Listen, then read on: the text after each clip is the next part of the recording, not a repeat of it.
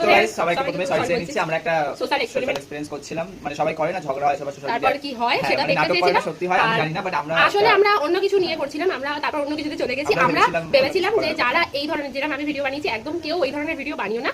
তো আমি জাস্ট একটা বার্তা দেওয়ার জন্য একটা ভিডিও বানিয়েছিলাম, যার বিরুদ্ধে রনি একটা ভিডিও বানিয়েছিল। আমরা ভেবেছিলাম যে ওই ভিডিওটা যাতে কেউ না বানায়, রনি সেইভাবেই বলবে, অডিয়েন্সকে সেইভাবেই করবো। তো তারপর আমরা দেখলাম যেটা ব্যাপারটা মানে ধীরে ধীরে কোথায় যাচ্ছিল, মানে আমি এটা থেকে বুঝতে পারলাম যে সোশ্যাল মিডিয়ায় ঝগড়া করলে মানুষের ক্ষতিই হয়, ঠিক আছে, লাভ কখনো হয় না।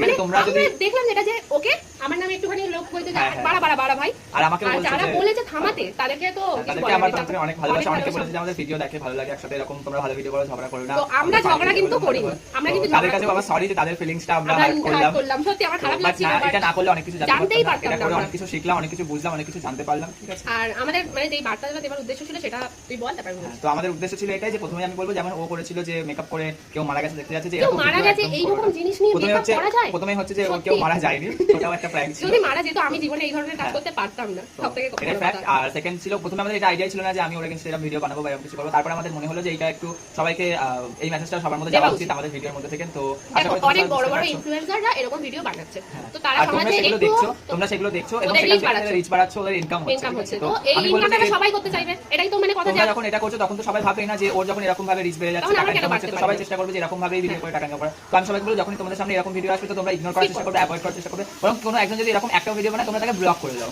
এটাই বেটার অপশন। তো তোমার জন্য ওদের ইনকাম হচ্ছে আর ওদের দেখে আরো 10 জন সেম জিনিস রিপিট করছে। তো যাই হোক আমাদেরকে ক্ষমা করে দিও, আমাদের একটা সোশ্যাল মিডিয়া দরকার ছিল তাই আমরা করেছি, আর আমরা কিছু বলতে চাই না। এবার তোমাদের উপর তোমরা কি করবে যা হয়েছে তার জন্য সবার কাছে আরেকবার সরি চেয়ে দিলাম। তো আমাদের আবার ফার্স্ট ভিডিও তাড়াতাড়ি আসবে, আর আমরা ভিডিও বানানো একসাথে কোনোদিনের জন্য বন্ধ করব না। আর একটা জিনিস যদি ঝগড়া হয়ও সেটা সোশ্যাল মিডিয়ায় তো আসবে। হ্যাঁ, আর আমি এটা সবাইকে বলে দিই, কখনো যদি তোমার কারোর সাথেও ঝগড়া হয় সেটা সোশ্যাল মিডিয়ায় না, তাহলে তোমার ঝগড়াটা কমবে না, বাড়বে, বেড়েই যাবে, লোকজন ঝগড়া আরো বাড়িয়ে দেবে, ঠিক আছে, মেহেদি না দিলে লোকে হাত ধুয়ে চলে যাবে, ঠিক আছে।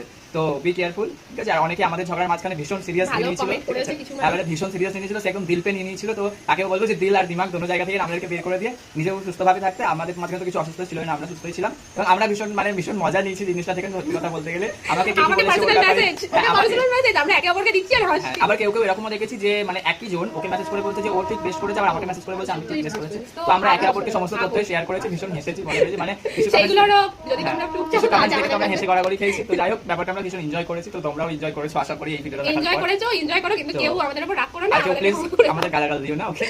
টাটা, আবার দেখা হবে নতুন কোনো ভিডিওতে। আমার টাটা।